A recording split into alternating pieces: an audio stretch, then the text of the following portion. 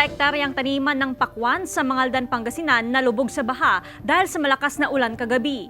Yan ang tinutukan live ni Jasmine Gabriel Galban. Jasmine.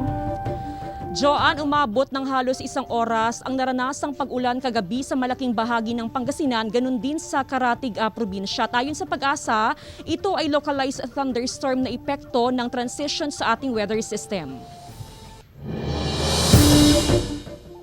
Umabot sa 49.7 degrees Celsius ang heat index sa Dagupan City kahapon, kasabay ng deklarasyon ng tag-init.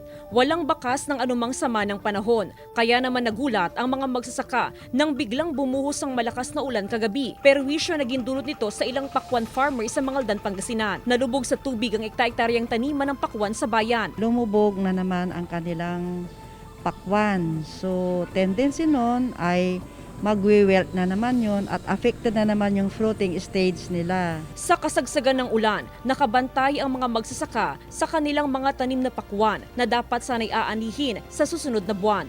Sinusubukang isalba ngayong araw ng mga magsasaka ang kanilang mga tanim na pakwan. Gamit ang water pump at mga balde ay nililimas nila ang tubig sa mga sakahan.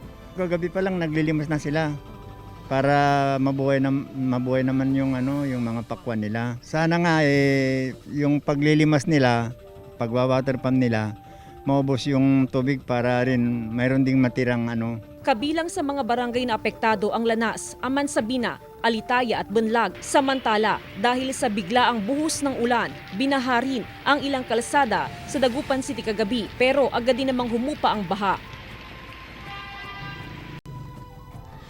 Joanne, umabot sa 29 mm ang rainfall amount kagabi at ayon sa Pag-asa, yan ay above normal. Karaniwan kasi kapag dry season, ang rainfall amount na normal ay nasa 112 mm lamang pero yan ay good for 1 month. Yung kagabi 1 hour lamang pero 29 mm.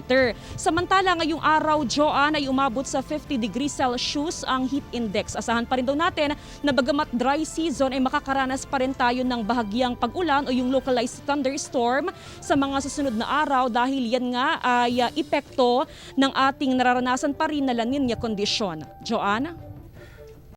Maraming salamat, Jasmine Gabriel Galban.